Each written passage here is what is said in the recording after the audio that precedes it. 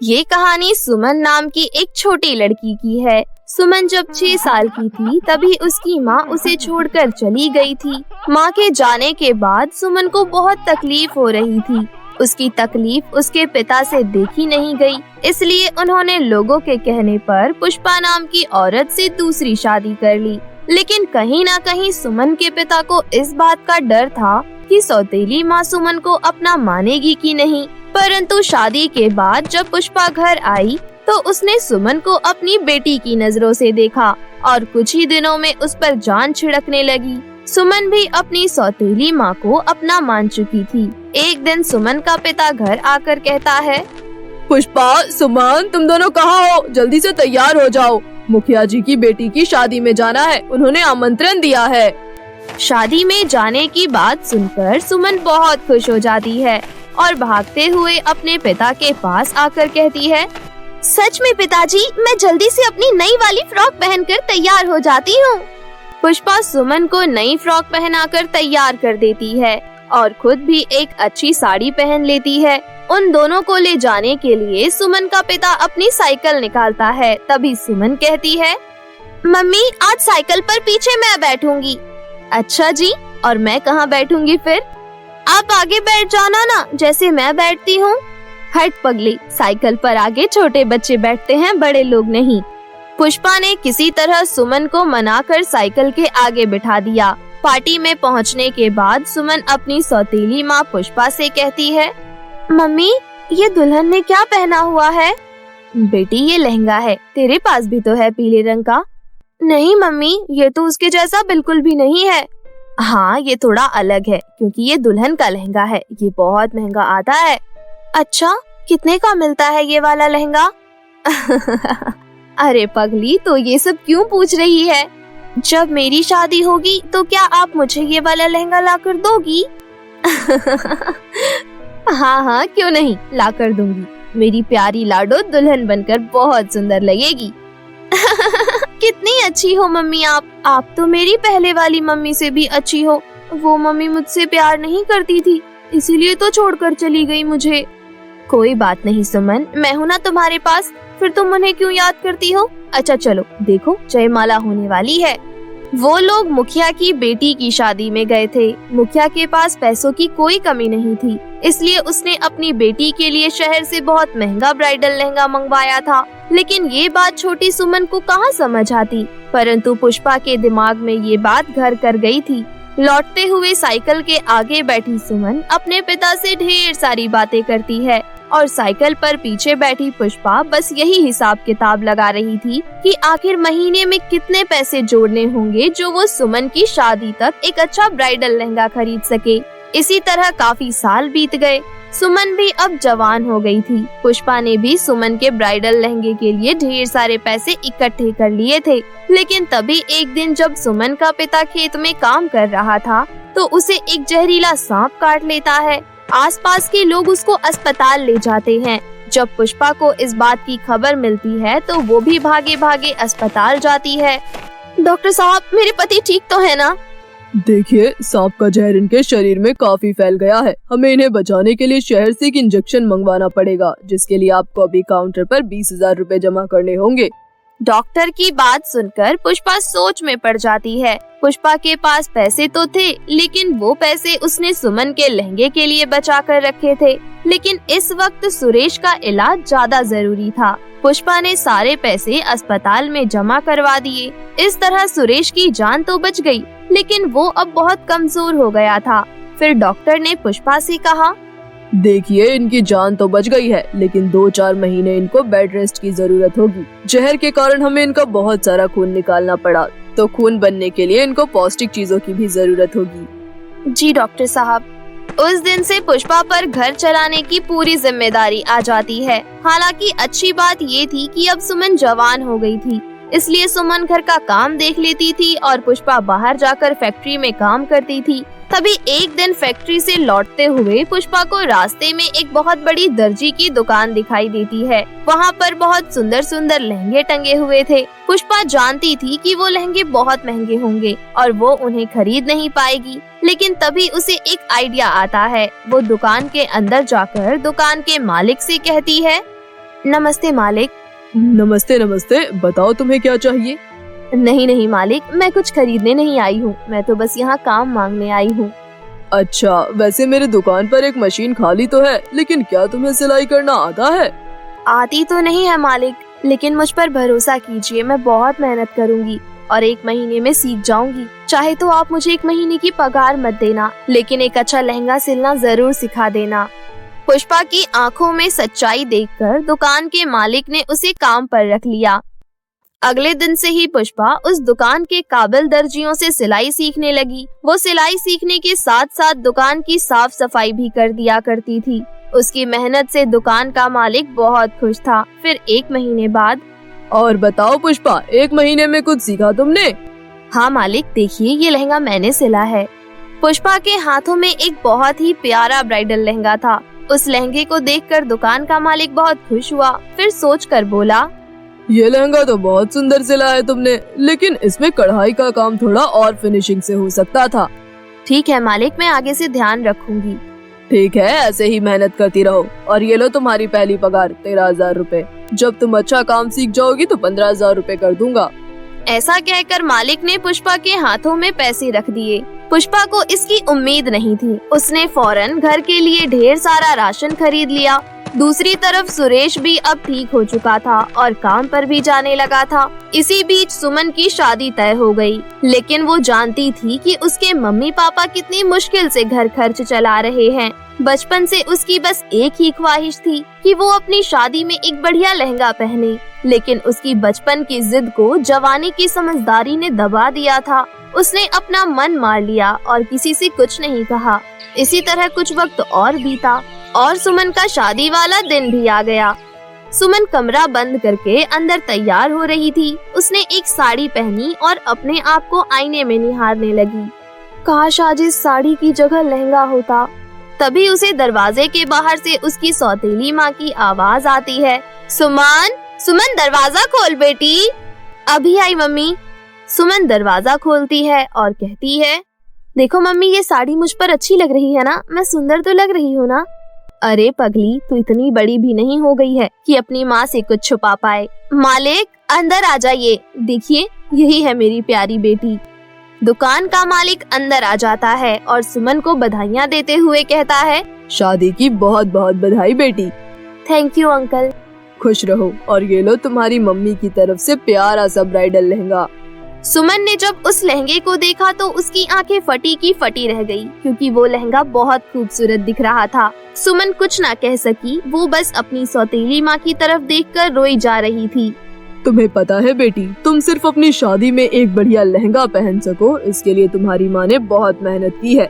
इन्होंने मेरी दुकान पर काम सीखा और बहुत मन से मेहनत की और तुम्हारे लिए इतना सुंदर ब्राइडल लहंगा सिलकर तैयार किया है। लेकिन मालिक, आपके बिना ये काम नामुमकिन था। नहीं पुष्पा, मैंने तो तुम्हें सिर्फ कपड़ा दिया है, लेकिन इसमें तुम्हारा प्यार है, तुम्हारी मेहनत है, जो एक माँ ही अपनी बेटी के लिए कर सकती है। और तुम तो सुमन की अपनी माँ भी नहीं हो, लेकिन तुम्हारी ममता सच्ची है। दुनिया में सबसे महंगी चीज प्यार होता है और इस लहंगे में तुम्हारा प्यार है। पूरे गांव में इतना महंगा लहंगा किसी ने नहीं पहना होगा। आप ठीक कह रहे हैं अंकल, इतना महंगा लहंगा आज तक पूरे गाँव में किसी ने नहीं पहना होगा, क्योंकि किसी के पास इतनी प्यार करने वाली माँ नहीं होगी। ऐसा कहकर सुमन अपनी माँ के गले से लग जाती है। थोड़ी देर बाद उसकी बारात आ जाती है। सुमन लहंगा पहनकर बहुत सुंदर दिख रही थी। उस रात पुष्पा सुमन का कन्यादान करके बहुत खुश होती है और अपने घर से अपनी बिटिया को विदा कर देती है। पुष्पा ने समाज को ये दिखा दिया था कि हर सौतेली माँ बुरी नहीं होती है। कानपुर शहर में एक किराए के मकान में सावित्री अपनी 2 बेटियां मीरा और शालू के साथ रहती थी। घर का खर्चा चलाने के लिए सावित्री पर्स बेचा करती थी। कुछ दिन तक तो सब कुछ ठीक चलता रहा, लेकिन धीरे धीरे सावित्री के पर्स बिकने बहुत कम हो गए कि एक समय का खाना मिलना भी उनके लिए मुश्किल हो गया। यहाँ तक कि मकान का किराया भी 2 महीने से नहीं दे पाए। इसी चिंता में सावित्री की तबीयत भी खराब रहने लगी। माँ सावित्री की और घर की बिगड़ती हालत देख बड़ी बेटी मीरा सोच में पड़ गई। माँ की तबीयत भी कुछ ठीक नहीं है और ऊपर से घर का किराया और खाने पीने का खर्चा। अब से मैं पर्स बेचने जाया करूँगी। ऐसा सोचकर मीरा अपनी छोटी बहन शालू से बोली, शालू मेरी बहन, मैं पर्स बेचने बाजार जा रही हूँ, तुम माँ का ख्याल रखना। ठीक है दीदी, पर तुम जल्दी लौट आना और आते समय कुछ खाने को लेती आना, बहुत भूख लग रही है। अच्छा ठीक है, मैं खाने के लिए कुछ लेती आऊंगी, तुम बस माँ का ख्याल रखना। इतना कहकर मीरा पर्स बेचने बाजार की ओर चली जाती है। कुछ देर बाद बाजार पहुंचकर मीरा बाजार में आए लोगों का अपनी तरफ ध्यान आकर्षित करते हुए बोली, पर्स ले लो, सुंदर सुंदर पर्स ले लो, अलग अलग कलर के पर्स ले लो, देखो कितने सुंदर डिजाइन के पर्स है। ये कहते हुए मीरा जोर जोर से आवाज लगाकर पर्स बेचने की कोशिश कर रही थी, लेकिन किसी ने भी उससे पर्स नहीं खरीदा। ऐसे ही शाम हो गई और मीरा मन ही मन सोचने लगी, हे राम जी, अब मैं क्या करूं? मेरा तो एक भी पर्स नहीं बिका, घर में अन्न का एक दाना भी नहीं है और माँ की दवाई भी लानी है। अब मैं घर खाली हाथ कैसे जाऊं? मुझे तो कुछ भी समझ नहीं आ रहा, क्या करूं? ये कहते हुए मीरा बहुत उदास हो गई और घर की ओर जाने लगी। तभी रास्ते में मीरा ने एक बहुत बड़े बंगले से एक औरत को बाहर निकलते हुए देखा, जो एक प्लेट में बचा कुचा खाना लाकर बाहर सड़क में एक डस्टबिन में डाल रही थी। ये देख मीरा दौड़ते हुए उनके पास गई और बोली, सुनिए मेम साहब, आप ये बचा कुचा खाना डस्टबिन में मत डालिए, ये आप मुझे दे दीजिए। मेरे घर पर मेरी छोटी बहन और माँ ने सुबह से कुछ नहीं खाया। भगवान ने तुम्हें हाथ पैर दिए हैं तो तुम कमा कर क्यों नहीं खाती? ऐसे भीख क्यों मांग रही हो? मेम साहब, मैं भिखारी नहीं हूँ, दरअसल मैं पर्स बेचती हूँ, लेकिन आज मेरा एक भी पर्स नहीं बिका और घर पर मेरी माँ बीमार है, उनके दवाई खरीदने तक के लिए मेरे पास पैसे नहीं हैं। ये कहकर मीरा रोने लगी। ठीक है, चुप हो जाओ। अगर तुम्हें पैसे की जरूरत है तो मैं तुम्हें थोड़े पैसे और खाना दे सकती हूँ, लेकिन उसके बदले तुम्हें मेरा एक काम करना होगा। दरअसल आज मेरी नौकरानी काम पर नहीं आई है। अगर तुम घर की साफ सफाई और जूठे बर्तन साफ कर दो तो मैं उसके बदले तुम्हें पैसे दे दूंगी। मीरा बंगले की मालकिन की बात सुन घर का काम करने के लिए फौरन तैयार हो गई। घर की सफाई में जुट गई और सारा काम खत्म हो जाने के बाद बंगले की मालकिन ने मीरा को थोड़े बहुत पैसे और बचा कुचा खाना घर ले जाने को दे दिया। मीरा ने उन पैसों से माँ के लिए दवाइयाँ खरीदी और खुशी खुशी घर आ गई। तभी शालू बोली, दीदी आपने बड़ी देर लगा दी आने में, मैं कब से आपका इंतजार कर रही हूँ। आप माँ की दवाइयाँ लेकर आई है ना? माँ की तबीयत खराब हो रही है। तुम चिंता मत करो शालू, मैं माँ की दवाइयाँ ले आई हूँ, अब देखना माँ बिल्कुल ठीक हो जाएगी। चलो पहले कुछ खा लेते हैं, आप दोनों ने सुबह से कुछ नहीं खाया। ये कहते हुए मीरा ने एक प्लेट में खाना निकालकर अपनी माँ और छोटी बहन को खाने को दिया। तीनों ने मिलकर पेट भर खाना खाया। उसके बाद मीरा अपनी माँ सावित्री से बोली, माँ ये लीजिए दवाई, जल्दी से खा लीजिए, देखना कल सुबह तक आप बिल्कुल ठीक हो जाएंगी। बेटी, तुम्हें मेरी वजह से कितनी परेशानी उठानी पड़ रही है। कल से तुम पर्स बेचने मत जाना, कल से पर्स बेचने मैं जाऊंगी। नहीं माँ, अभी आपकी तबीयत ठीक नहीं हुई, मैं आपको कहीं नहीं जाने दूंगी। आप बस घर पर आराम करिए, अब रात बहुत हो चुकी है, बड़ी जोरों की नींद आ रही है, मैं सोने जा रही हूँ, आप भी सो जाइए। इतना कहकर मीरा सोने चली गई। फिर अगली सुबह घर का काम खत्म कर मीरा पर्स बेचने बाजार चली गई, लेकिन उस दिन भी मीरा का एक भी पर्स नहीं बिका। ये देख मीरा निराश हो गई। अब मैं क्या करूं? भगवान जी, कल तो किसी तरह खाने का बंदोबस्त हो गया था, लेकिन आज मेरा एक भी पर्स नहीं बिका, तो मैं खाली हाथ घर कैसे जाऊंगी? फिर देखते ही देखते शाम हो गई, पर फिर भी किसी ने भी उसका पर्स नहीं खरीदा। ये देख मीरा दुखी होकर बोली, अब तो शाम भी हो चुकी है, मुझे अब घर लौट जाना चाहिए, माँ मेरी चिंता कर रही होगी। इतना कहकर मीरा जल्दी जल्दी कदम बढ़ाते हुए घर की ओर जाने लगी और जैसे ही वो घर पहुंची, इतने में मकान मालकिन सुषमा चिल्लाते हुए वहां आई और बोली, अरे ओ सावित्री, 3 महीने का किराया चढ़ गया है, मुझे आज किराया चाहिए। बहन जी, हमें थोड़ी मोहलत और दे दीजिए, अभी हमारे घर के हालात ठीक नहीं है। घर के हालात ठीक नहीं है, इसमें मैं क्या करूं? मुझे बस मेरे किराए से मतलब है। आंटी जी प्लीज हमें थोड़ा समय और दे दीजिए। मेरे पास इतना फालतू का टाइम नहीं है कि मैं तुम जैसे गरीबों को अपना इतना अच्छा घर रहने के लिए दूं। मैंने यहाँ कोई धर्मशाला नहीं खोल रखा, अगर पैसे नहीं है तो मेरा कमरा अभी के अभी खाली कर दो। आंटी जी, हमारे ऊपर इतना बड़ा जुल्म मत कीजिए, माँ बहुत बीमार है और हमारा काम भी कुछ दिनों से नहीं चल रहा, प्लीज हमें घर से मत निकालिए, हम कहाँ जाएंगे? मैंने तुम जैसे गरीबों का ठेका नहीं ले रखा, मेरा और समय बर्बाद मत करो, जल्दी से मेरा कमरा खाली करो। पता नहीं कहाँ कहाँ से आ जाते हैं फटीचर लोग, जब किराया देना बस का नहीं है तो किराए के घर में रहते क्यों हो? सड़क किनारे जाकर रहो। ये कहते हुए मकान मालकिन सुषमा ने तीनों माँ बेटी को धक्के मारकर उन्हें घर से बाहर निकाल दिया। बेबस और लाचार तीनों माँ बेटी अपना सामान उठाए सुनसान सड़क किनारे बैठ गए। तभी सावित्री रोते हुए बोली, भगवान जी, आप हमारी और कितनी परीक्षा लेंगे? हम पहले से ही इतने कष्टों में जीवन बिता रहे हैं, अब ऊपर से मकान मालिक ने हमें घर से बाहर निकाल दिया।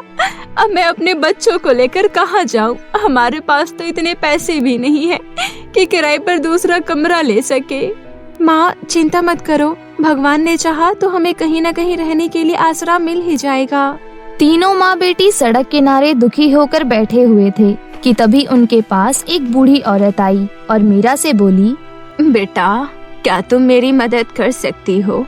मैं परीलोक की रानी परी हूँ। दरअसल मुझे एक दुष्ट जादूगरनी ने अपनी जादुई शक्तियों से बूढ़ी औरत बना दिया।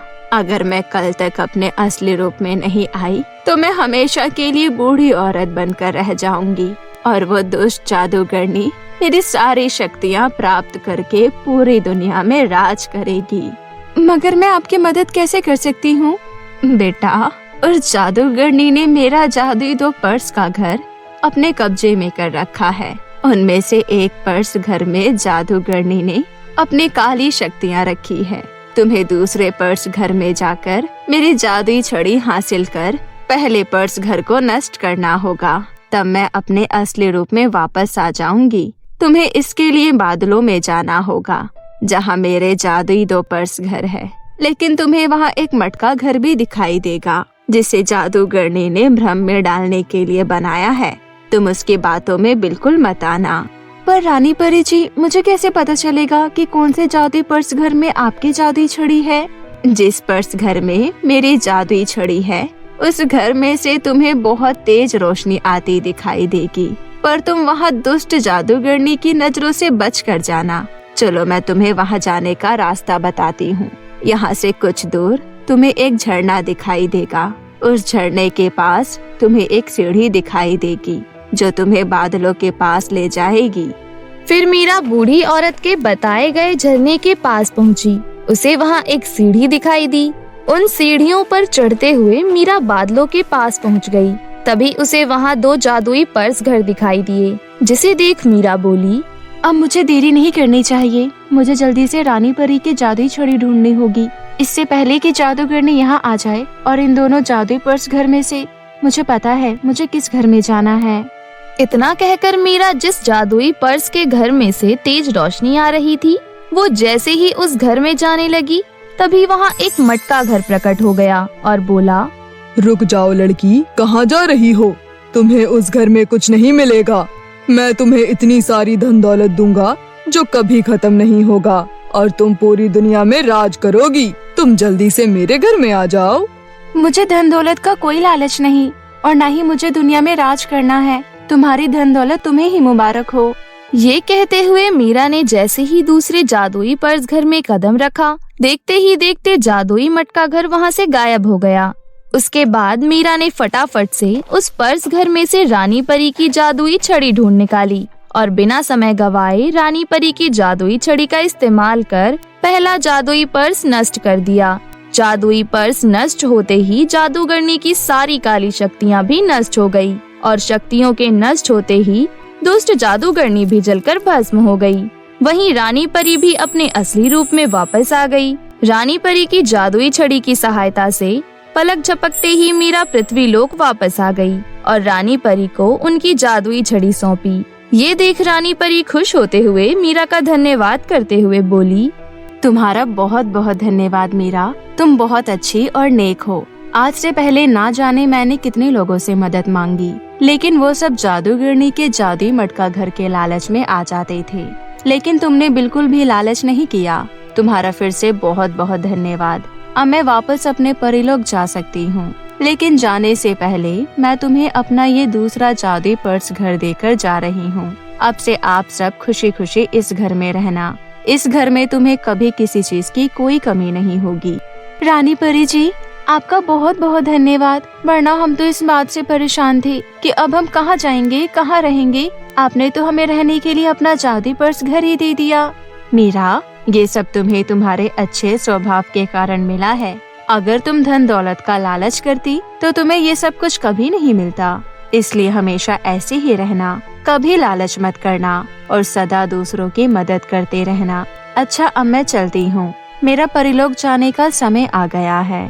इतना कहकर रानी परी अदृश्य हो गई और वहीं तीनों माँ बेटी खुशी खुशी जादुई पर्स घर में रहने लगी। अब जादुई पर्स घर की मदद से उनका जीवन बिल्कुल बदल गया। सावित्री ने एक बहुत बड़ा शोरूम खोला जिसमें वो नए नए डिजाइन और कलर्स के पर्स बेचने लगी और पर्स बेचकर मिले हुए पैसों से गरीब और बेसहारा लोगों की मदद कर अपनी दोनों बेटियों के साथ हंसी खुशी जीवन बिताने लगी।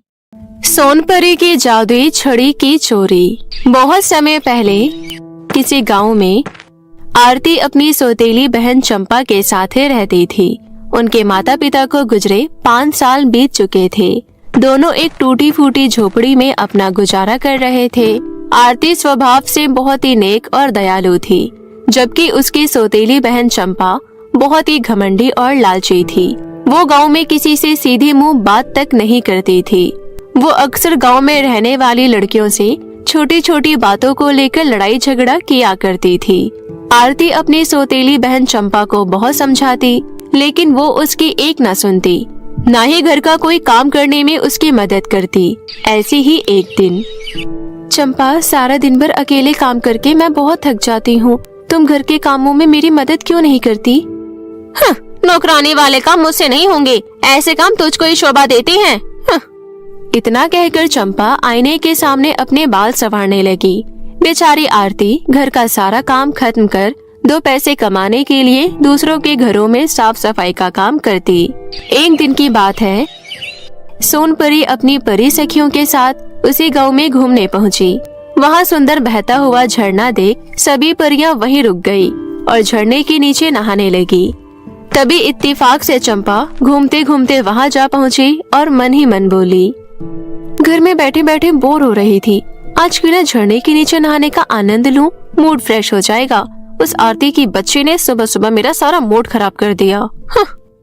लेकिन तभी परियों को झरने के नीचे नहाते देख चंपा घबराते हुए एक पेड़ के पीछे छुप गई और बोली, मैं कोई सपना तो नहीं देख रही, और ये तो परियां हैं। तभी आपस में परियां बात करने लगी।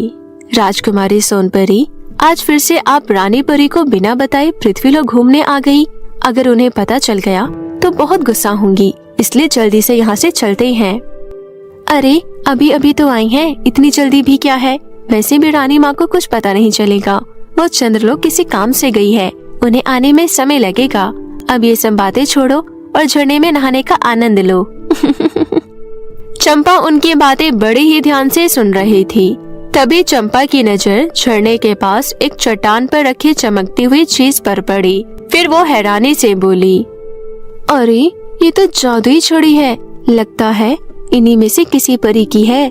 क्यों ना मैं ये जादुई छड़ी चुरा लूं, फिर तो मेरे पास किसी चीज की कोई कमी नहीं होगी।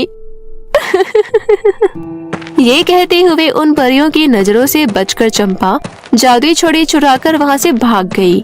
कुछ देर बाद जब सोनपरी अपनी सखियों के संग झरने से बाहर आई और चट्टान के पास अपनी जादुई छड़ी ना पाकर सोनपरी के होश उड़ गए। अरे मेरी जादुई छड़ी कहाँ गई? मैंने तो यही रखी थी। राजकुमारी, लगता है किसी ने आपकी जादुई छड़ी चुरा ली है। रानी माँ को पता चलेगा तो वो बहुत गुस्सा होंगी। अब मैं क्या करूँ? राजकुमारी, अब आप जल्दी से परिलोक चलिए और रानी माँ को सच सच बता देना। पता है रानी माँ ने मुझे जन्मदिन पर जादुई छड़ी उपहार में दी थी, उन्हें मैं कैसे बताऊंगी? मुझे बहुत डर लग रहा है। बताना तो पड़ेगा, आपके पास कोई और दूसरा रास्ता भी तो नहीं है। अब चलिए, वैसे भी बहुत देर हो चुकी है। उसके बाद सोनपरी अपनी सखी परियों के साथ वापस परिलोक लौट गई और महल पहुंचकर सोनपरी अपनी माँ रानी परी को डरते हुए सारी सच्चाई बताई, जिसे सुनते ही रानी माँ गुस्से से बोली, मेरी बेटी होकर तुम इतनी लापरवाह हो? अगर जादुई छड़ी किसी गलत हाथों में लग गई तो बहुत बड़ी मुसीबत खड़ी हो जाएगी। माँ, मुझसे बहुत बड़ी गलती हो गई, मुझे माफ कर दो। मैं ऐसी गलती दोबारा नहीं करूँगी माँ। अच्छा ठीक है, अब तुम रोना बंद करो। मैं तुम्हारी जादुई छड़ी का पता जल्दी लगा लूंगी। वहीं दूसरी ओर चंपा जादुई छड़ी लेकर खुशी खुशी अपने घर पहुंची। अब मैं इस जादुई छड़ी का इस्तेमाल कर अपनी मनपसंद चीजें प्रकट कर सकती हूँ। मैं सबसे पहले अपने लिए ढेर सारे फैशनेबल कपड़े, गहने और मेकअप का सामान मांग लेती हूँ। ये कहकर चंपा ने जादुई छड़ी घुमाई और पलक झपकते ही उसकी कही हुई सारी चीजें प्रकट हो गई। चंपा ये देख खुशी से झूम उठी। अरे वाह, मुझे तो अपनी आंखों पर विश्वास नहीं हो रहा। अब देखती हूँ गांव की लड़कियां मुझे कैसे नीचा दिखाती है। अब मैं अपने लिए ब्रांडेड टीवी और फ्रिज भी मांगती हूँ। फिर मैं बैठकर मजे से अपना फेवरेट टीवी सीरियल देखा करूँगी और फ्रिज का ठंडा पानी भी पिया करूँगी। ये कहते हुए चंपा ने फिर से जादुई छड़ी घुमाई और देखते ही देखते एक बड़ा एलईडी टीवी और फ्रिज प्रकट हो गया। उसके बाद चंपा मजे से अपने कमरे में बैठकर टीवी देखने लगी। शाम को जब थकी हारी आरती काम पर से घर लौटी तो घर पर टीवी और फ्रिज देख हैरानी से चंपा से बोली, अरे चंपा, ये टीवी और फ्रिज किसका है? ये मेरा है। क्या कहा? पर ये सब लाने के लिए तेरे पास इतने पैसे कहाँ से आए? मुझे पैसों की क्या जरूरत, मेरे पास जादुई छड़ी है ना। जादुई छड़ी? हाँ, ये देख, मेरे पास परी की जादुई छड़ी है। पर तेरे पास परी की जादुई छड़ी आई कहाँ से? मैं ये जादुई छड़ी चुरा कर लाई हूँ। ये कहते हुए चंपा आरती को सारी बात बताती है। सारी बात सुन आरती चंपा को समझाते हुए बोली, ये तूने अच्छा नहीं किया। तुझे परी की जादुई छड़ी नहीं चुरानी चाहिए थी। अगर परी को तेरे बारे में पता चल गया तो वो तुझे कड़ी सजा देंगे। अपनी बकवास बंद कर, मुझे पता है तू मुझसे बहुत जलती है। अब जा यहाँ से और मुझे मेरा फेवरेट सीरियल देखने दे, समझी? इतना कहकर चंपा आरती की बात को अनसुना कर टीवी देखने में मग्न हो गई। कुछ देर बाद चंपा को जब भूख लगी तो उसने जादुई छड़ी की मदद से अपने लिए ढेर सारा स्वादिष्ट पकवान प्रकट कर मजे से खाने लगी। वहीं बेचारी आरती सूखी रोटी खाकर सो गई। फिर अगली सुबह चंपा नए कपड़े और गहने पहनकर गांव भर में घूमने लगी। चंपा को देख गांव की लड़कियां हैरानी से आपस में बातें करने लगी। अरे देखो तो, इस चंपा को कितना इतरा रही है। इसके पास नए कपड़े और गहने कहाँ से आए? कहीं से चुरा कर लाई होगी। इस भिखारन के पास इतने पैसे कहाँ जो अपने लिए ढंग का कपड़ा भी खरीद सके। मुझे तो लगता है कहीं से मांग कर लाई होगी, किसी ने तरस खाकर दे दिया होगा। भिखारिन को। ये कहते हुए लड़कियां चंपा पर हंसने लगी। तब चंपा गुस्से से बोली, मेरा मजाक उड़ाना बंद करो, समझी? वरना अच्छा नहीं होगा। लेकिन लड़कियों ने उसका मजाक उड़ाना बंद नहीं किया।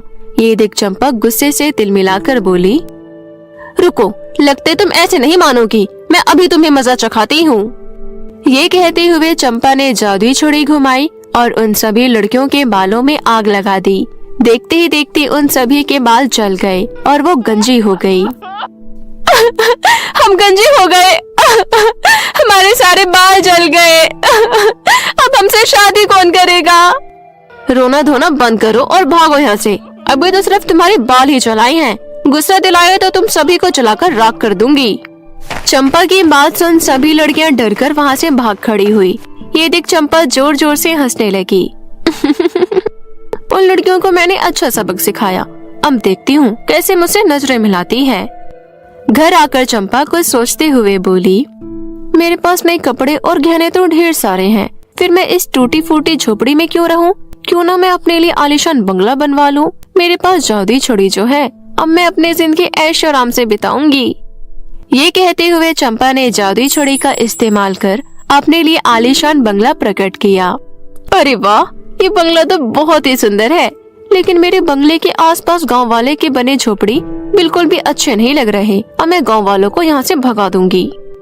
उसके बाद चंपा सब गांव वालों को धमकाते हुए बोली, सुनो तुम सब लोग, जल्दी से गांव खाली करके यहाँ से चले जाओ, वरना तुम सबके घर चलाकर राख कर दूंगी। ये तुम क्या कह रही हो? कहीं तुम्हारा दिमाग तो नहीं खराब हो गया? मैं अपने आलीशान बंगले के आसपास तुम जैसे गरीब लोगों की झोपड़ियाँ बर्दाश्त नहीं कर सकती। हम अपना घर छोड़कर नहीं जाएंगे, समझी? घमंड में चोर चंपा को गांव वालों पर अत्याचार करते देख आरती गुस्से से बोली, चंपा तुम ये क्या कर रही हो? तुम होश में तो हो? तुम जादुई छड़ी का गलत इस्तेमाल कर रही हो। ज्यादा गांव वालों की तरफदारी मत कर, समझी? वरना तुझे भी गांव से बाहर कर दूंगी। और तुम गांव वालों, लगता है तुम ऐसे नहीं मानोगे। इतना कहकर चंपा ने जादुई छड़ी का इस्तेमाल कर सभी घरों में आग लगा दी। अपने घरों को जलता हुआ देख सभी गांव वाले रोते हुए बोले, अरे करमचली, आखिर हमने तेरा क्या बिगाड़ा था जो तूने हमारे झोपड़ी में आग लगा दी? भगवान तुझे इसकी सजा जरूर देगा। चलो निकलो यहाँ से और जाकर जंगल में रहो। तुम लोगों को अभी मेरी शक्ति का अंदाजा नहीं है। मेरा बस चले तो मैं तुम सभी को जलाकर भस्म कर सकती हूँ। देखना चाहोगे? मेरे पास जादुई छड़ी है जिससे मैं जो चाहूँ वो कर सकती हूँ। चंपा के हाथों में जादुई छड़ी देख बेचारे सभी गांव वाले डर कर वहाँ से जाने लगे। तभी चंपा आरती से बोली, तू यहाँ खड़ी खड़ी मेरा मुंह क्या देख रही है? तुझे क्या अलग से कहना पड़ेगा? तू भी यहाँ से दफा हो जा, जंगल में जाकर अपने रहने की जगह ढूंढ ले। हाँ। आरती दुखी होकर वहाँ से चली गई और एक पेड़ के नीचे बैठकर रोने लगी। तभी आसमान से सोनपरी अपनी रानी माँ के साथ उस गांव में आ पहुँची। झोपड़ियों में लगी आग को देखकर उन्हें बड़ी हैरानी हुई। तभी उन्हें पेड़ के नीचे रोते हुए आरती दिखाई दी। वो दोनों आरती के पास गई। आरती ने उन्हें सारी सच्चाई बताई। सच्चाई जान रानी परी गुस्से से बोली, उस लड़की की इतनी हिम्मत, उसने मेरी बेटी की जादुई छड़ी चुराई और छड़ी का गलत इस्तेमाल कर रही है। उसे इसकी सजा जरूर मिलेगी। ये कहकर रानी परी अपनी बेटी सोनपरी को लेकर चंपा के आलीशान बंगले में जा पहुँची और अपनी जादुई शक्तियों से चंपा को बंदी बना लिया। ये देख चंपा गिड़गिड़ाने लगी, मुझे छोड़ दो, मुझसे गलती हो गई। तुम अपनी जादुई छड़ी वापस ले लो, पर मुझे छोड़ दो। रानी परी ने चंपा से सब कुछ छीन लिया। उसके बाद रानी परी ने अपनी जादुई छड़ी घुमाई और गांव वालों की जलती हुई झोपड़ियों को सुंदर घरों में बदल दिया। ये देख सभी गांव वाले रानी परी का धन्यवाद करने लगे।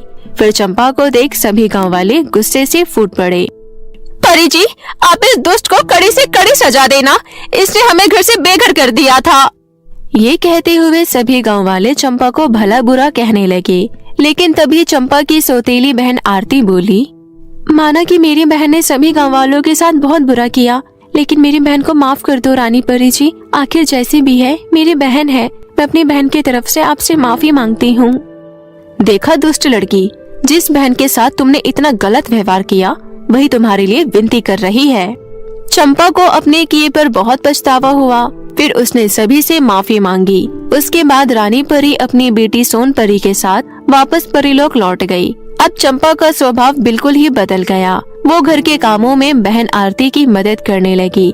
इस तरह सब कुछ ठीक हो गया। अब दोनों बहनें हंसी खुशी प्यार से मिलजुल कर रहने लगी। माँ, मुझे डॉक्टर बनना है। बिटिया, डॉक्टर बनने में बहुत पैसे लगते हैं। हम तो झोपड़पट्टी में रहते हैं, तुझे डॉक्टर बनाने में कैसे लाखों रुपए खर्च कर पाएंगे। मेरे कमर में दर्द रहता है, इसलिए मैं तो कहीं बाहर काम नहीं कर पाती। एक तेरे पापा हैं, वो भला दूसरों के खेतों में काम करके कहाँ इतना पैसा कमा पाते हैं। लेकिन माँ, मैं ये सब सोच समझकर कभी सोचती हूँ कि ये सपना छोड़ दूँ, लेकिन छोड़ी ही नहीं जाती। मेरा दिल सा लग गया है। कोई बात नहीं, अभी बच्ची है ना, बड़ी हो जाएगी तो अपने आप भूल जाएगी। अभी जब तक स्कूल की पढ़ाई चल रही है तब तक पढ़ाई कर, बाकी बाद में तेरी शादी करवा देंगे। बस दिन रात भगवान से यही प्रार्थना करती रहती हूँ कि तेरी शादी हम जैसे गरीब घर में ना हो। मानसी पढ़ाई में बहुत अच्छी थी, वो अपने क्षेत्र की टॉपर थी। उसने भी अपने लिए एक सपना देख रखा था, लेकिन उसकी घर की आर्थिक हालत इतनी खस्ता थी कि उसे अपना सपना पूरा करना नामुमकिन लगता था। अपनी माँ के कई बार समझाने के बाद भी मानसी पढ़ाई पर पूरा ध्यान देती थी और हमेशा अपने सपने के बारे में सोचती रहती थी। वो लोग इतने गरीब थे कि उनके घर में लाइट भी नहीं रहती थी। मानसी स्कूल से आकर भी पढ़ाई करती थी। रात में अंधेरा होने के बाद वो गांव के चौक पर चली जाती थी, जहां पर एक लाइट लगी हुई थी। उस लाइट के नीचे बैठकर मानसी पढ़ाई करती थी। हर दिन की तरह मानसी लाइट के नीचे बैठकर पढ़ाई कर रही थी। तभी वहां से उसके स्कूल की एक लड़की दिशा गुजर रही थी। दिशा मानसी को देखती है और उसके पास जाती है। मानसी, यहाँ क्या कर रही है तू? दिशा, मेरे घर में बिजली नहीं आती है, इसलिए अंधेरा होने के बाद मुझे यहाँ पढ़ना पड़ता है। थोड़ी देर बाद मेरे पापा आएंगे और मुझे यहाँ से ले जाएंगे। तुम लोग अपने घर में बिजली का कनेक्शन क्यों नहीं लगवा लेते हो? दिशा, बिजली का कनेक्शन लगवाने के लिए बहुत पैसे लगते हैं, इतना पैसा नहीं है हमारे पास। और फिर कनेक्शन लगने के बाद हर महीने बिजली का बिल भी आएगा, हम लोग इतना पैसा कहाँ से दे पाएंगे। और बता, तेरी पढ़ाई कैसी चल रही है? मेरी पढ़ाई तो अच्छे से चल रही है। मैंने नई कोचिंग सेंटर में एडमिशन लिया है। अच्छा, कितनी फीस है वहाँ पर? अगर 300 तक हुआ तो मैं भी अपना एडमिशन करवा लूंगी। 300 रुपए? पागल है क्या? कोचिंग वाले एक साथ साल भर के पैसे लेते हैं, वो भी 3 लाख रुपए। अरे अरे नहीं, इतने पैसे तो मैंने एक साथ कभी देखे तक नहीं है। वैसे दिशा, तेरे पास स्कूल में मैंने एक साइंस की किताब देखी थी, वो मेरे पास नहीं है। क्या तू अपनी किताब मुझे कुछ दिनों के लिए देगी? मैं तेरे घर आ जाऊंगी लेने। अरे नहीं, वो किताब बहुत महंगी है। अगर मेरे मम्मी पापा को पता चला कि इतनी महंगी किताब मैंने खुद ना पढ़कर तुझे दे दिया तो मुझे बहुत डांट पड़ेगी। मैं तुझे कल स्कूल में दे दूंगी। अगले दिन दिशा मानसी को साइंस की किताब दे देती है, लेकिन वो 2 दिन बाद ही अपनी किताब वापस लेने आ जाती है। मानसी, मुझे मेरी किताब दे दे। लेकिन तूने तो कहा था कि 1 हफ्ते में अपने पास रख सकती हूँ, और तू 2 दिन में ही आ गई। हाँ, क्योंकि मेरी मम्मी इस किताब के बारे में पूछ रही थी, मैं उन्हें क्या जवाब देती, इसलिए तू मेरी किताब मुझे वापस कर दे। मानसी दिशा की किताब उसे वापस कर देती है।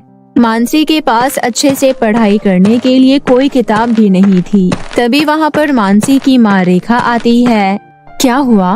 कुछ नहीं माँ, बस मैंने दिशा से किताब ली थी तो वही लेने आई थी। मेरे पास किताब नहीं है ना, इसलिए मैं सबसे मांग मांग कर पढ़ाई करती हूँ। ये सुनकर रेखा उदास हो जाती है, लेकिन वो अच्छे से जानती थी कि वो कुछ नहीं कर सकती है। कुछ साल बीत जाते हैं। मानसी की स्कूल की पढ़ाई पूरी हो जाती है। उसने अपने स्कूल में टॉप किया था, इसलिए उसका एक अच्छे कॉलेज में एडमिशन हो जाता है। मानसी का कॉलेज उसके घर से बहुत दूर था। घर से कॉलेज के बीच में एक जंगल पड़ता था। मानसी के पास पैसे नहीं होते थे कि वो किसी साधन से कॉलेज तक जाए, इसलिए वो जंगल के रास्ते पैदल पैदल कॉलेज जाती थी। हर दिन की तरह मानसी जंगल के रास्ते कॉलेज जा रही थी। तभी कूड़े के ढेर के बीच मानसी को एक किताब नजर आती है। मैं हूँ जिसे पढ़ने के लिए किताब नहीं मिलती है, और ना जाने कौन अपनी इतनी अच्छी किताब कूड़े के ढेर में छोड़कर चला गया। मानसी कूड़े के ढेर के बीच में जाती है और किताब उठाती है। वो किताब खोलकर देखती है और हैरान रह जाती है। अरे, ये तो नीट की किताब है। इसे पढ़कर अगर मेरा नीट का एंट्रेंस एग्जाम क्लियर हो गया तो मैं डॉक्टर बन जाऊंगी। ये किताब खरीदने के मेरे पास पैसे नहीं थे और मुझे ये किताब कूड़े के ढेर में मिल गई। मानसी बहुत खुश थी। वो किताब अपने बैग में रख लेती है और कॉलेज चली जाती है। क्लास में उसकी टीचर आती है। आज मैं तुम सबका मैथ्स और केमिस्ट्री का टेस्ट लूंगी। 2 सवाल दूंगी, 45 मिनट मैथ्स के लिए और 45 मिनट केमिस्ट्री के लिए। टीचर ब्लैक बोर्ड पर सवाल लिखती है। सवाल देखकर मानसी सोचती है, अरे, ये तो मुझे अच्छे से आता ही नहीं है, क्योंकि अभी तक मैंने किताबें नहीं खरीदी थी। अब ये मैं कैसे सॉल्व करूंगी? तभी उसके बैग में से एक आवाज आती है, मानसी, ये बहुत इजी है। मैथ वाले सवाल में ट्रायंगल का फॉर्मूला लगाना सॉल्व हो जाएगा, और केमिस्ट्री के सवाल में H2O और O2 वाला फॉर्मूला लगाना, वो भी सॉल्व हो जाएगा। मानसी सोचने लगती है कि ये आवाज कहाँ से आई है। तभी वो अपने पीछे देखती है। उसके पीछे एक लड़की बैठी हुई थी, लेकिन मानसी को लग रहा था कि उस लड़की से तो उसकी बात भी नहीं होती है, फिर वो उसकी हेल्प कैसे कर सकती है। फिर मानसी सवाल सॉल्व करने लगती है और थोड़ी देर बाद टीचर को दे देती है। तुमने तो सारे सवाल सही किए हैं, वो भी सबसे पहले, वेरी गुड। थोड़ी देर बाद टीचर सबका टेस्ट पेपर लेकर चली जाती है। मानसी अपने पीछे बैठी हुई लड़की के पास जाती है। नेहा, तुमने पीछे से मेरी मदद की थी क्या? नहीं तो, मुझे खुद कुछ नहीं आता था, तुम्हें क्या बता पाती मैं। ओ, मुझे किसी लड़की की आवाज आई थी और मेरे पीछे तो तुम ही बैठी थी, इसलिए मुझे लगा कि तुमने ही बताया होगा। मानसी बार बार वही बातें सोच रही थी। कुछ घंटों बाद वो घर वापस आ जाती है। तभी उसे फिर से वही आवाज आती है, मानसी, मुझे बहुत गर्मी लग रही है, बाहर निकालो। ओफो, कितनी गर्मी है यहाँ। ये तो वही आवाज है जिसने कॉलेज में मेरी मदद की थी। शायद ये आवाज मेरे बैग से आ रही है। मानसी अपना बैग खोलती है और जंगल में मिली हुई किताब बाहर निकालती है। इसमें तो सिर्फ किताब है, फिर ये आवाज? वो आवाज मेरी ही थी। सच में तुम बोल रही थी क्या? और क्या। और हाँ, एक बात ध्यान से सुन लो, अब दोबारा मुझे इस बैग में मत रखना। मेरा दम घुट रहा था बैग के अंदर। वैसे अगर तुम चाहो तो मैं तुम्हारी दोस्त बन सकती हूँ। मुझे कुछ समझ नहीं आ रहा है, ये क्या हो रहा है मेरे साथ? मानसी, मैं तुम्हारे बारे में सब जानती हूँ। मुझे ये भी पता है कि तुम डॉक्टर बनना चाहती हो, लेकिन पैसों की कमी की वजह से तुम अच्छी कोचिंग नहीं ले सकती हो और ना ही महंगे महंगे किताबें खरीद सकती हो। इसलिए अब से मैं तुम्हारी मदद करूँगी। जब भी तुम्हें कुछ समझ नहीं आएगा तो मैं तुम्हें समझा दूंगी। अच्छा, लेकिन तुम मेरे लिए ये सब क्यों करना चाहती हो? मुझे तुम्हारे बारे में सब जानना है। अच्छा ठीक है, सुनो। मैं परीलोक में रहती थी। मैं बहुत ही घमंडी थी और सबको नीचा दिखाती रहती थी। एक दिन बहुत सारी परियां रानी परी के पास मेरी शिकायत लेकर जाती है। रानी परी ने मुझे सजा सुनाई और फिर गलती मानने के बजाय मैंने रानी परी से झगड़ा करना शुरू कर दिया। इसलिए गुस्से में आकर रानी परी ने मुझसे मेरी जादुई छड़ी छीन ली और मेरे अंदर जितनी भी जादुई शक्तियाँ थी सब ले ली। उसके बाद मैं मामूली बन गई थी। उस हाल में रानी परी ने मुझे पृथ्वीलोक में भटकने के लिए छोड़ दिया। कई दिनों तक मैं पृथ्वीलोक पर इधर उधर भूखे प्यासे घूमती रही। तभी एक दिन मैं सड़क पार कर रही थी और एक बड़े से ट्रक ने मुझे टक्कर मार दिया और मेरी मौत हो गई। मेरी अकाल मृत्यु थी और मेरी बहुत सारी इच्छा थी जो पूरी नहीं हुई थी।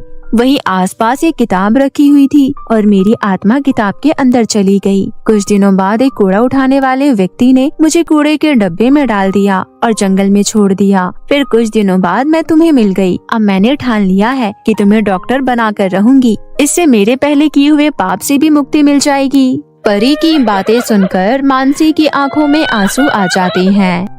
अरे तुम रोना बंद करो, तुम्हें अभी पढ़ाई करनी है। अगर मैंने तुम्हें डॉक्टर बना दिया तो मुझे मुक्ति मिल जाएगी। मुझे तुम पर पूरा भरोसा है कि तुम नीट क्लियर कर लोगी। अगले दिन से मानसी जादुई किताब के साथ अपने एंट्रेंस एग्जाम की तैयारी करने लग जाती है। मानसी किताब से पढ़ाई कर रही होती है। वो जो भी टॉपिक पढ़ना चाहती थी वो किताब में आ जाता था। अरे वाह, इसमें तो मुझे बहुत अच्छे से समझ आ रहा है। थैंक यू परी। अच्छा चलो, अभी तक तुमने जो भी पढ़ाई की है मैं उन सबका टेस्ट लेती हूँ। अभी तो मैंने पढ़ाई की है और तुम टेस्ट ले रही हो। इतनी जल्दी टेस्ट देने के लिए मैं तैयार नहीं हूँ। अरे मुझे तुम पर पूरा भरोसा है, तुम अच्छा टेस्ट दोगी। इस तरह जादुई किताब मानसी की पढ़ाई में बहुत मदद करती थी। मानसी को उससे बात करने में भी बहुत अच्छा लगता था। अगले दिन मानसी कॉलेज के लिए तैयार हो रही थी। दोनों एक दूसरे से बातें कर रहे थे। आधे रास्ते पहुंचकर मानसी एक दुकान में घड़ी देखती है। अरे हम तो कॉलेज जाने में बहुत लेट हो गए हैं। जादुई किताब तुमने मुझे लेट करवा दिया। ओहो, घर से निकलो तुम लेट और नाम मेरा लगा रही हो। ये सुनकर मानसी हंसने लगती है। कुछ महीनों बाद एग्जाम आ जाता है और मानसी एंट्रेंस एग्जाम क्लियर कर लेती है। उसके घर में सब बहुत खुश थे। बिटिया, हमारे बिना किसी मदद के तूने एग्जाम पास कर लिया। अब जल्दी हमारे सारे दुख दर्द दूर हो जाएंगे। देखा पूरे गांव में मिठाई बांटती है। मानसी जादुई किताब के पास जाती है। क्या बात है मानसी, तुम्हारी रैंक तो बहुत अच्छी आई है। अब बहुत अच्छे कॉलेज में तुम्हारा एडमिशन होगा और वहाँ तुम मन लगाकर डॉक्टर की पढ़ाई करना और कुछ सालों में तुम बहुत अच्छी डॉक्टर बन जाओगी। मानसी पास हुई थी लेकिन फिर भी वो उदास थी। उसका उदास चेहरा देख जादुई किताब बोलती है, इतनी खुशी के मौके पर क्या तुमने मुँह बना रखा है मानसी? तो और क्या करूं, अब तुम चली जाओगी ना? मुझे तो जाना ही है। मैंने अपना मकसद पूरा कर लिया। अब मुझे मुक्ति मिल जाएगी। भले ही आज के बाद ये किताब तुमसे बात ना कर पाए, लेकिन तुम हमेशा मुझे याद रखना। बाय। उसके बाद परी की आत्मा किताब से निकलकर चली जाती है। मानसी किताब उठाती है और रोने लग जाती है। कुछ सालों बाद डॉक्टर की पढ़ाई पूरी करके मानसी बहुत बड़ी डॉक्टर बन जाती है। उसके डॉक्टर बनने के बाद उसके घर में किसी चीज की कमी नहीं थी। मानसी के गांव में जितने भी गरीब बच्चे थे सबकी पढ़ाई का खर्चा उठाती थी। एक दिन मानसी अपने कमरे में बैठी हुई थी। आज मैं अपने जीवन में बहुत आगे बढ़ चुकी हूँ, पर ये सब जादुई किताब की मदद से हुआ है। अगर जादुई किताब ना होती तो शायद मैं अभी गरीबी की मार झेल रही होती। अब मैं हमेशा गरीब बच्चों की पढ़ाई का खर्चा उठाऊंगी, क्योंकि मैं उस दर्द से गुजर चुकी हूँ कि बिना किताब और कॉपी के पढ़ाई करना कितना मुश्किल होता है। जादुई किताब को याद करते हुए मानसी की आंखें भर जाती है। अमीर बनने के बाद भी मानसी एक बहुत अच्छी इंसान रहती है। उसकी अच्छाई की वजह से गांव में सभी उसकी बहुत इज्जत करते थे। इस तरह मानसी हंसी खुशी जीवन व्यतीत कर रही थी। दुष्ट सौतेली बहन। ये कहानी रामपुर में रहने वाले एक परिवार की है। परिवार में केवल पति पत्नी थे। पति विनोद और पत्नी सुरेखा। सुरेखा गर्भवती थी। उसका 9वां महीना चल रहा था। एकदम से सुरेखा के पेट में दर्द होने लगा। विनोद फौरन अपनी पत्नी को लेकर हॉस्पिटल गया। थोड़ी देर बाद नर्स एक छोटी सी बच्ची को हाथ में लेकर बाहर आई और बोली, मुबारक हो विनोद जी, आपको बेटी हुई है। विनोद बहुत खुश होता है और नम आंखों से अपनी बेटी को अपने गोद में लेता है। मेरी बच्ची कितनी प्यारी है, बिल्कुल सुरेखा पर गई है। मेरी बच्ची, तुझे देखकर तेरा बाप बहुत खुश है। नर्स, मेरी पत्नी सुरेखा कैसी है? देखिए, आपकी पत्नी की हालत बिल्कुल ठीक नहीं है। उन्होंने आपको अंदर बुलाया है। विनोद अंदर जाता है जहाँ पर सुरेखा बहुत दर्द में थी। वो अपनी अंतिम सांसें ले रही थी। वो अपने पति से कहती है, सुनो जी, मेरा जाने का वक्त आ गया है। ऊपर वाले ने मुझे माँ बनने का सुख तो दिया, लेकिन इतनी उम्र नहीं दी कि ये माँ अपनी मासूम बच्ची को दूध तक पिला सके और अपनी ममता उस पर लुटा सके। वादा करो, आप मेरी बच्ची का बहुत ख्याल रखोगे, उसे खूब पढ़ाओगे लिखाओगे। हाँ सुरेखा, मैं वादा करता हूँ, मैं तुम्हारी अंतिम इच्छा जरूर पूरी करूँगा। मेरी एक और अंतिम इच्छा है। मैं चाहती हूँ मेरी बेटी का नाम श्रद्धांजलि हो। दुनिया से जाते हुए सुरेखा के यही आखिरी लफ्ज थे। अपनी पत्नी की मौत पर विनोद फूट फूट कर रोता है और उसका अंतिम संस्कार कर देता है। अपनी बेटी की देखभाल के लिए और सुरेखा की अंतिम इच्छा पूरी करने के लिए वो वैष्णवी नाम की एक औरत से शादी कर लेता है और उससे कहता है, वैष्णवी, मैंने तुमसे शादी अपनी निजी जरूरतों के लिए नहीं की है, बल्कि इसलिए की है ताकि मेरी मासूम बच्ची को माँ का प्यार मिल सके। श्रद्धांजलि मेरी पत्नी सुरेखा की आखिरी निशानी है। सुरेखा चाहती थी कि मेरी श्रद्धांजलि खूब पढ़ाई लिखाई करे। अजी, आप चिंता मत कीजिए, सुरेखा दीदी का ये सपना जरूर पूरा होगा। श्रद्धांजलि आज से मेरी बेटी है। लाइए, बच्ची को मुझे दे दीजिए। वैष्णवी अपनी झूठी बातों से विनोद को यकीन दिला देती है कि वो एक बहुत अच्छी औरत है। लेकिन जैसे ही विनोद काम पर चला जाता है, वो नन्ही सी श्रद्धांजलि को जमीन पर लिटा देती है, जिसके कारण श्रद्धांजलि बहुत रोने लगती है। नन्ही सी बच्ची पर बिना तरस खाए वैष्णवी बहुत अत्याचार करती थी। श्रद्धांजलि रोती रह जाती थी, लेकिन वैष्णवी उसको दूध नहीं देती थी। एक दिन वैष्णवी गर्भवती हो जाती है और 9 महीने बाद वो भी एक बेटी को जन्म देती है। अपनी बेटी के जन्म के बाद वैष्णवी के मन में श्रद्धांजलि के लिए और भी ज्यादा सौतेलापन आ जाता है और वक्त के साथ 5 साल बीत जाते हैं। सुनिए विनोद जी, अब हमारी बेटी 5 साल की हो गई है, उसके स्कूल में एडमिशन करवा दीजिए। हाँ वैष्णवी, तुम ठीक कह रही हो। मैं कल ही श्रद्धांजलि और आरती दोनों का एक ही स्कूल में एडमिशन करवा देता हूँ। अगले दिन विनोद अपनी दोनों बेटियों का एक ही स्कूल में एडमिशन करवा देता है। उसके बाद से श्रद्धांजलि और आरती स्कूल जाने लगती हैं। श्रद्धांजलि को पढ़ना लिखना बहुत अच्छा लगता था, इसलिए वो क्लास के सारे टेस्ट में बहुत अच्छा नंबर लेकर आती थी। और वहीं दूसरी तरफ आरती का पढ़ाई लिखाई में बिल्कुल मन नहीं लगता था। हर टेस्ट में उसको 0 मार्क्स मिलते थे, इसलिए उसे स्कूल में टीचर से बहुत डांट पड़ती थी। पता नहीं मेरी सौतेली बहन हर बार टेस्ट में मुझसे ज्यादा नंबर कैसे लेकर आ जाती है। इसके पढ़ाकू होने की वजह से हर बार इसको टीचर से शाबाशी मिलती है और मुझे डांट पड़ती है। इसका तो मुझे कुछ ना कुछ करना पड़ेगा। उसके बाद टीचर सभी बच्चों को होमवर्क दे देती है। छुट्टी होने पर आरती और श्रद्धांजलि घर आ जाती हैं। दोनों को घर आता देख वैष्णवी कहती है, अरे मेरी आरती बिटिया, स्कूल से घर आ गई तुम। क्या खाना है तुम्हें, मोमोज या पिज्जा या फिर कुछ और?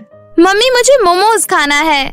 मोमोज का नाम सुनकर श्रद्धांजलि अपनी माँ को उम्मीद भरी नजरों से देखने लगती है और कहती है, माँ, मुझे भी मोमोज खाना है। श्रद्धांजलि की मोमोज खाने की ख्वाहिश सुनकर उसकी सौतेली बहन आरती उसकी चोटी खींचते हुए कहती है, खबरदार जो आज के बाद मेरी माँ को अपनी माँ कहा तो ये तेरी माँ नहीं है, बल्कि सिर्फ और सिर्फ मेरी माँ है अपनी माँ को तो तू पैदा होते ही खा गई। श्रद्धांजलि की आंखों में आंसू आ जाते हैं और वो वैष्णवी के पास जाकर उससे कहती है, माँ, आरती झूठ कह रही है ना, क्योंकि मेरी माँ तो आप हो। तेरी बहन बिल्कुल सही कह रही है। तू जिम्मेदार है अपनी माँ की मौत की। मैं तेरी कोई सगी माँ नहीं हूँ। इस बात का श्रद्धांजलि के दिमाग पर बहुत गहरा असर पड़ता है और वो अपने आप को कमरे में बंद करके फूट फूट कर रोने लगती है और रोते रोते सो जाती है। रात को जब विनोद घर आता है तो अपनी बेटी के कमरे में आता है और उससे पूछता है, क्या हुआ बेटा, मेरी फूल सी बच्ची का चेहरा इतना मुरझाया हुआ क्यों है? पिताजी, मेरी माँ कौन थी और वो कैसे मरी? अपनी माँ के बारे में श्रद्धांजलि को पूछता हुआ देखकर विनोद समझ जाता है कि वैष्णवी द्वारा उसको सब कुछ पता चल चुका है, इसलिए वो सुरेखा के बारे में श्रद्धांजलि को सब कुछ बता देता है। जिसके बाद श्रद्धांजलि आंसू पोंछकर कहती है, पिताजी, अब मैं खूब पढ़ूंगी और अपनी माँ के सपने को पूरा करूंगी। उस रात श्रद्धांजलि टेबल पर अपना स्कूल का होमवर्क कर रही थी। होमवर्क करते करते वो सो गई। तभी वहाँ पर आरती आई और उसने श्रद्धांजलि के होमवर्क पर इंक गिरा दी। बेचारी मेरी बहन, कितनी मेहनत से उसने होमवर्क किया था और मैंने उसका सारा होमवर्क खराब कर दिया।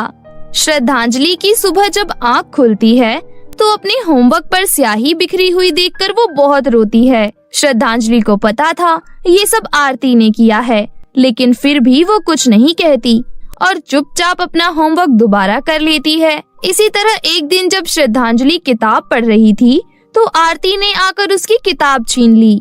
तुमने मेरी किताब क्यों छीन ली? मुझे मेरी किताब वापस करो, मुझे पढ़ाई करनी है। नहीं दे रही मैं तुझे तेरी किताब। बता क्या कर लेगी?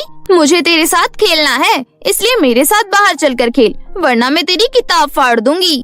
नहीं नहीं, तुम ऐसा मत करना, मैं तुम्हारे साथ जरूर खेलूंगी। उसके बाद श्रद्धांजलि घर से बाहर जाकर आरती के साथ खेलने लगती है। तभी बाहर बहुत जोर की बारिश शुरू हो जाती है। बारिश के कारण कीचड़ हो जाता है। आरती श्रद्धांजलि को कीचड़ में धक्का दे देती है। आरती, ये क्या किया तुमने? तुमने मुझे कीचड़ में गिरा दिया। आखिर मैंने तुम्हारा क्या बिगाड़ा है जो तुम मेरे साथ इतना बुरा व्यवहार करती हो? तुम बहुत बुरी हो। मनहूस कहीं की, मुझसे जुबान लड़ाती है। तू रुक, अभी बताती हूँ तुझे। आरती श्रद्धांजलि का स्कूल का बस्ता और उसकी कॉपी किताब सब कीचड़ में लाकर फेंक देती है, जिस वजह से बारिश के कारण श्रद्धांजलि की सारी कॉपी किताब फट जाती है। ऊपर से उस दिन वैष्णवी और आरती मिलकर बेचारी को बहुत मारते हैं और साथ ही श्रद्धांजलि से आगे पढ़ाई करने का हक भी छीन लिया जाता है। वहीं दूसरी तरफ आरती बिंदास होकर स्कूल के बाद कॉलेज की पढ़ाई खत्म करती है। देखते ही देखते दोनों बहनें शादी के लायक हो जाती हैं। विनोद अपनी दोनों बेटियों के लिए एक ही घर में रिश्ता ढूंढता है। दोनों लड़के भाई थे। कुछ ही दिनों में दोनों बहनों की शादी की रस्में शुरू हो जाती हैं। लेकिन आरती अपनी सौतेली बहन श्रद्धांजलि की शादी से बिल्कुल खुश नहीं थी। ये श्रद्धांजलि की बच्ची तो मेरी जिंदगी में बिल्कुल च्युइंगम की तरह चिपक गई है। मायके के साथ साथ अब ससुराल भी एक होगा। नहीं, मुझे इस शादी को रोकना होगा। तभी वहाँ पर वैष्णवी आ जाती है और कहती है, अरे आरती बिटिया, जल्दी से तैयार हो जा, हल्दी की रस्म शुरू होने वाली है। ठीक है माँ, आप चलिए, मैं आती हूँ। जलन के मारे आरती श्रद्धांजलि की हल्दी में काला रंग मिला देती है और उसकी मेहंदी में हाथ जलाने वाला केमिकल डाल देती है। जब सभी हल्दी की रस्म के लिए श्रद्धांजलि को हल्दी लगाने लगते हैं तो हल्दी का रंग काला देखकर सभी हैरान रह जाते हैं। अरे ये हल्दी काली कैसे हो गई? अरे माँ, ये तो अपशगुन है। तभी वहाँ मौजूद विनोद कहता है, ये अपशगुन जैसा कुछ नहीं होता, जरूर किसी ने हल्दी में गलती से काला रंग मिला दिया होगा। ये बोलकर विनोद बात को टाल देता है। जिसके बाद अच्छे से हल्दी की रस्म खत्म हो जाती है। अगले दिन मेहंदी की रस्म होती है। जैसे ही श्रद्धांजलि के हाथ पर मेहंदी लगाया जाता है तो उसका हाथ जलने लगता है। आह माँ, मेरा हाथ बहुत ज्यादा जल रहा है। हाथों में हो रहे जलन के मारे श्रद्धांजलि की मेहंदी बिगड़ जाती है, जिसे देखकर आरती बहुत खुश होती है और कहती है, देखा पिताजी, एक और अपशगुन। लगता है ऊपर वाला भी नहीं चाहता कि इस श्रद्धांजलि की शादी हो।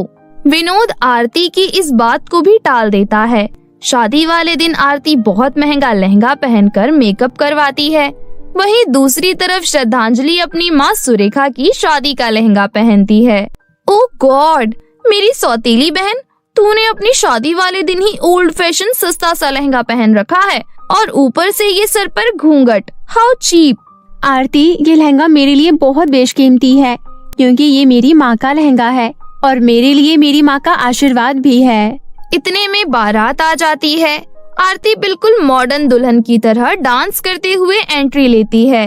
तभी लोगों के सामने टाइट फिटिंग होने के कारण आरती का ब्लाउज फट जाता है, जिस कारण सभी उस पर हंसने लगते हैं। उस वक्त श्रद्धांजलि अपना दुपट्टा लेकर आती है और अपनी बहन को ढक देती है और उसे अपने रूम में ले जाती है और उसे अपना लहंगा पहनने को देती है। ये सब देखकर आरती के मन में श्रद्धांजलि के लिए प्यार जाग जाता है। मुझे माफ कर दे मेरी बहन, मैं तेरे साथ कितना बुरा व्यवहार करती हूँ, उसके बावजूद तेरे मन में मेरे लिए बिल्कुल नफरत नहीं है। I love you so much. मैं बहुत खुशनसीब हूँ जो मुझे तेरी जैसी बहन मिली। वो दोनों बहनें एक दूसरे के गले लग जाती हैं।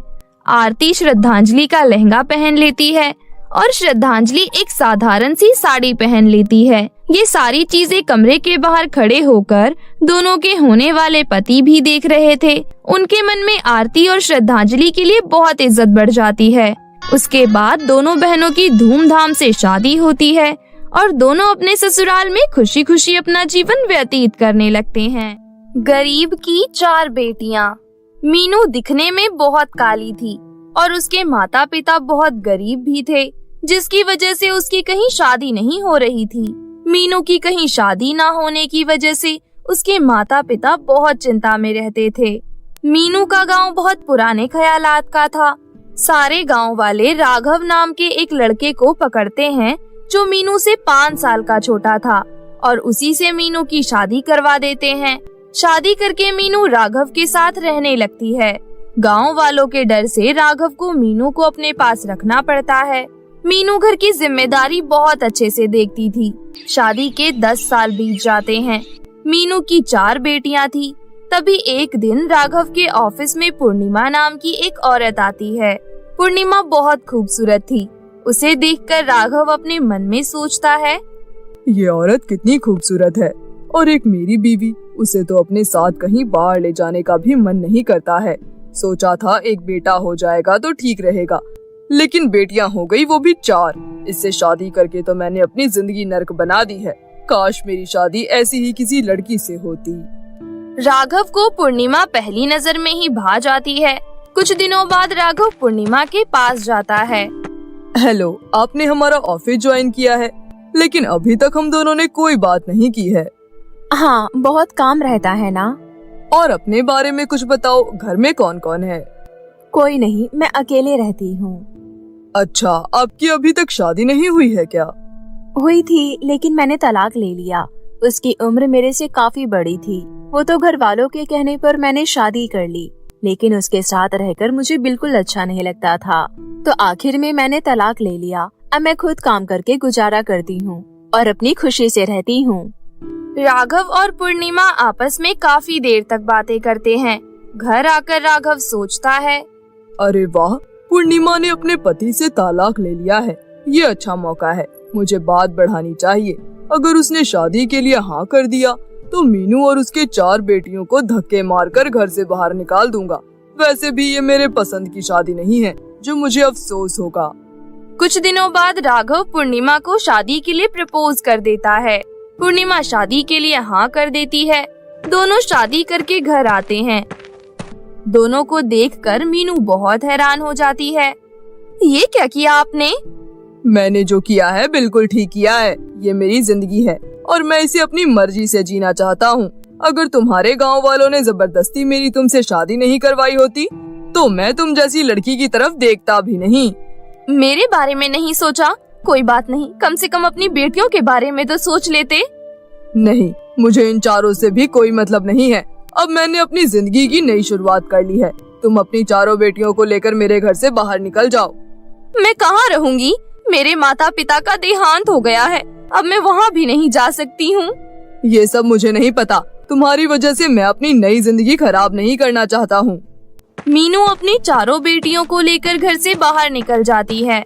वो रोते हुए अपने मन में सोचती है, रात में मैं अपनी बेटियों को लेकर कहाँ जाऊं? लेकिन यहाँ खड़े होकर कुछ नहीं होने वाला, कहीं तो जाना पड़ेगा। मीनू अपनी चारों बेटियों का हाथ पकड़कर आगे बढ़ती है।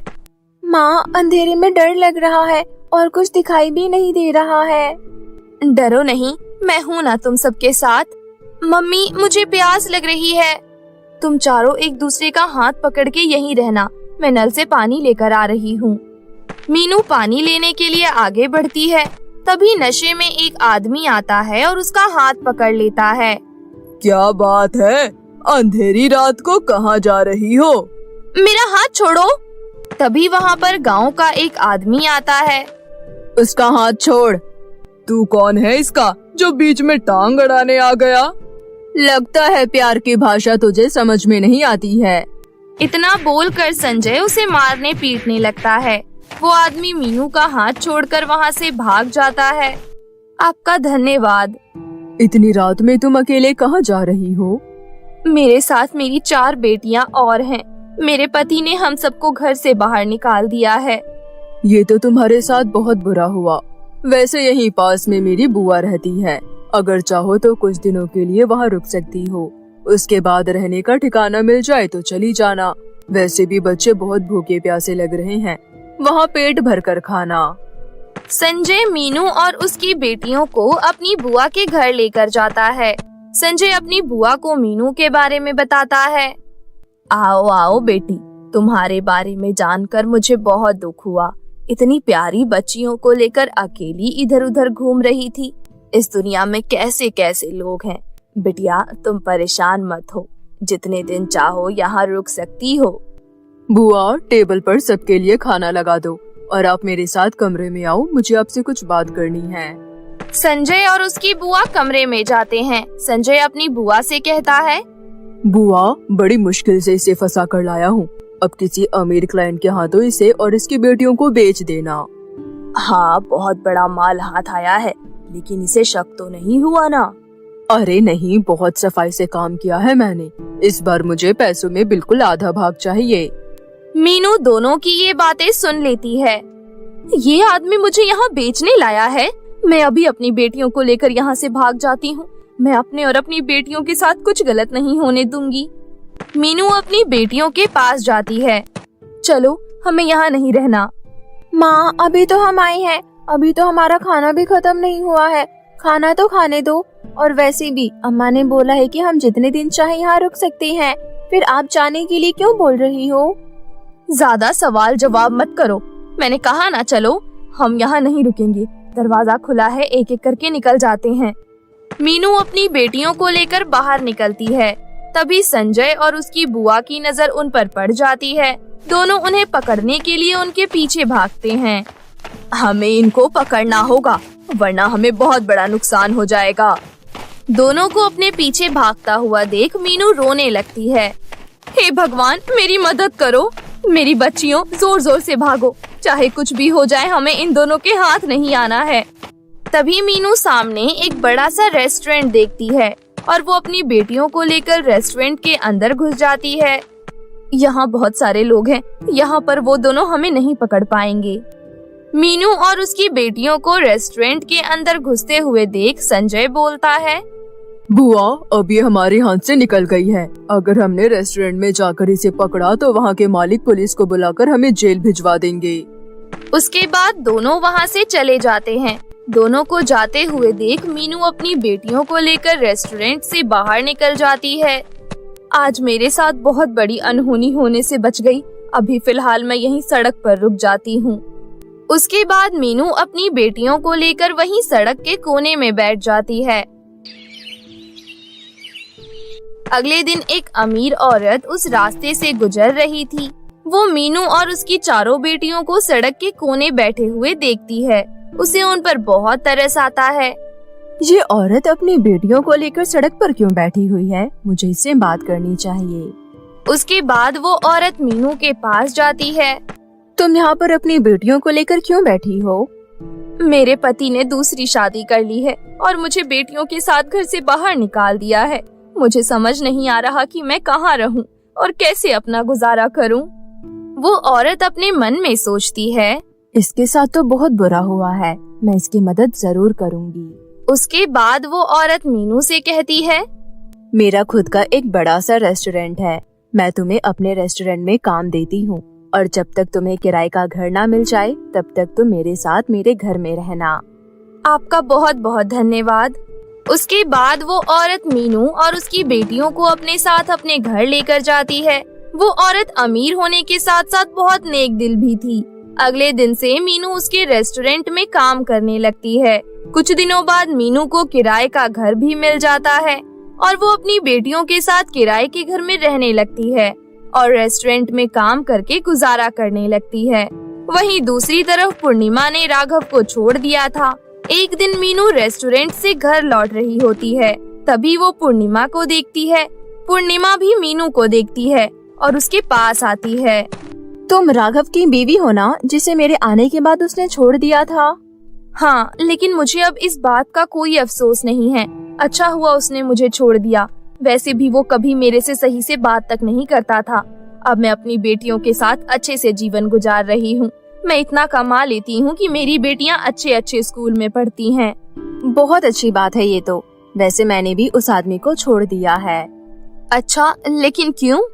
बहुत अजीब था वो, हर बात पर रोक टोक करता था। मैं आजादी से रहना पसंद करती हूँ, इसलिए मैंने उसे छोड़ दिया। जब मैंने उसे तलाक दिया तो तुम्हें याद कर रहा था, लेकिन मैंने उसे बोल दिया कि उसके जैसा घटिया आदमी कभी किसी अच्छी औरत के साथ टिक ही नहीं सकता है। अच्छा, अब मैं चलती हूँ।